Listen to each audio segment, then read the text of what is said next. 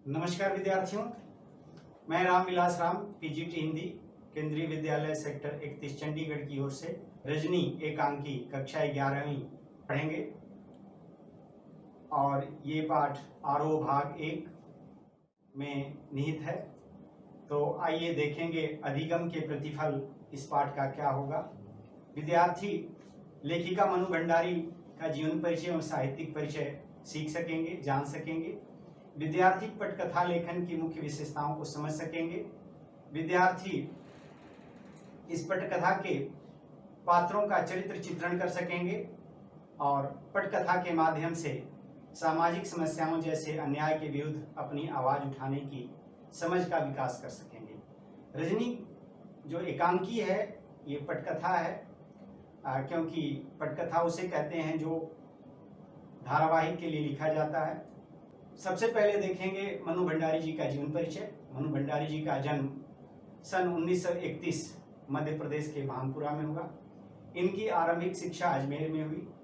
इन्होंने एमए हिंदी की परीक्षा काशी हिंदू विश्वविद्यालय से उत्तीर्ण कर इन्होंने कलकत्ता दिल्ली के मिरांडा हाउस में बतौर प्राध्यापिका के पद पर कार्य किया।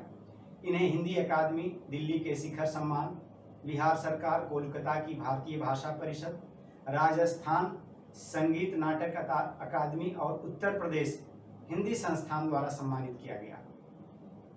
इनकी प्रमुख रचनाएं हैं कहानी संग्रह में एक प्लेट सैलाब, मैं हार गई, 3 निगाहों की एक तस्वीर, यही सच है, त्रिशंकु, आंखों देखा झूठ। उपन्यास है इनके 3 उपन्यास बहुत ही प्रसिद्ध हैं, आपका बंटी, महाभोज, स्वामी, और एक है जो राजेंद्र यादव के साथ इन्होंने लिखा है, 1 इंच मुस्कान।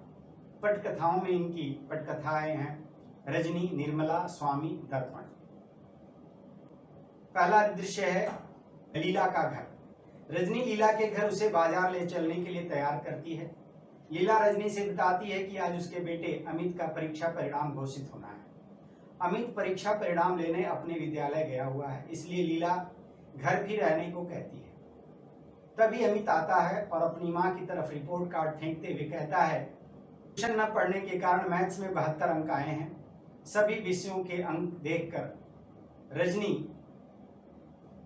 स्थिति को समझ जाती है। रजनी अमित से कहती है कि अमित, तुम्हें मम्मी से लड़ने के बजाय अपने अध्यापक से लड़ना चाहिए। अमित को रजनी कहती है कि कल वह उसके स्कूल जाएगी और जाकर उसके मैथ्स के जो टीचर हैं, पाठक सर, उनसे मिलेगी। वह कहती है कि डरने की कोई बात नहीं है, मैं तुम्हारे साथ रहूंगी। दूसरे दृश्य में है हेडमास्टर का कमरा, जहां रजनी अमित को लेकर जाती है और हेडमास्टर से मिलने जाती है। तो हेडमास्टर से कहती है कि अमित सक्सेना की गणित की कॉपी देखने की मुझे अनुमति चाहिए। हेडमास्टर वार्षिक परीक्षा की कॉपियां दिखाने में असमर्थता दिखाते हैं और रजनी से कहते हैं कि इसने मैथ्स का पेपर ठीक नहीं किया होगा। रजनी कहती है, नहीं, अमित बहुत ही अच्छा बच्चा है, इसने पेपर अच्छा किया है, परंतु उसे केवल 72 अंक मिले हैं। वह देखना चाहती है कि उसकी कॉपी में कौन सी गलतियां हैं।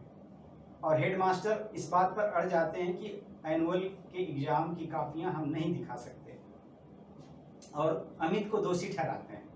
रजनी कहती है कि अमित के पिछले रिजल्ट बहुत अच्छे हैं, इस बार उसके नंबर किस बात के लिए काटे गए हैं। हेडमास्टर नियमों की दुहाई देते हैं तो रजनी व्यंग करती है, कहती है, यहाँ है होशियार बच्चों को भी क्या ट्यूशन पढ़ना मजबूर किया जाता है।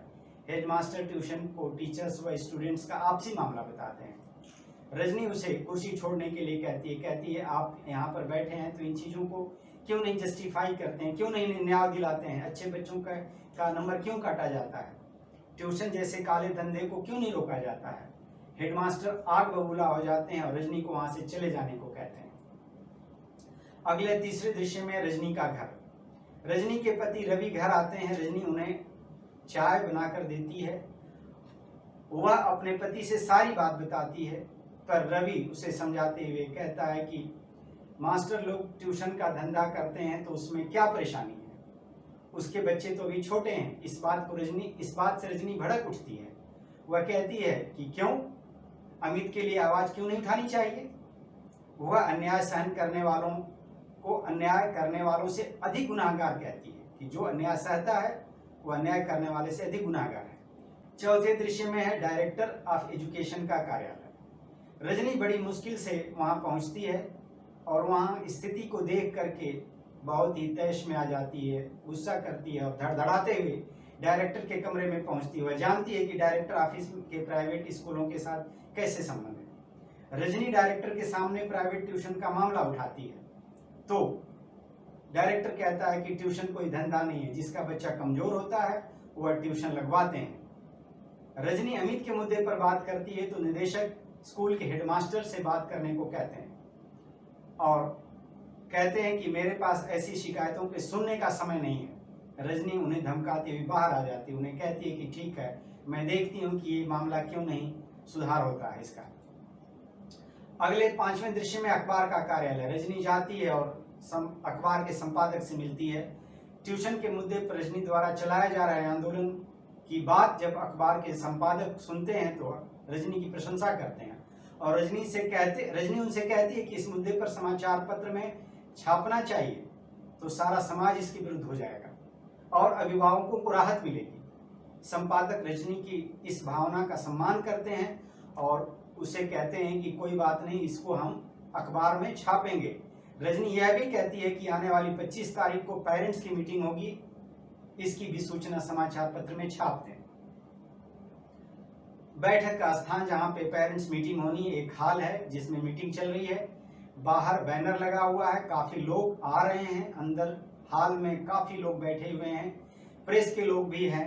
रजनी जोश से संबोधित करते हुए आप सबकी उपस्थिति से हमारी मंजिल शीघ्र मिल जाएगी ऐसा संबोधन करती है।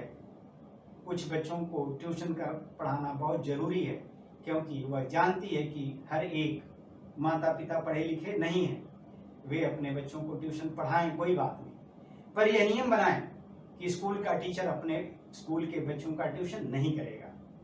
इस नियम को तोड़ने वाले टीचर्स के खिलाफ सख्त कार्रवाई की जाएगी। इससे बच्चों के साथ जोर जबरदस्ती अपने आप बंद हो जाएगी। रजनी की बात से सभा में बैठे सभी लोग तालियां बजाते हैं, उसका समर्थन करते हैं और अखबार वाले भी इस बात को छापते हैं।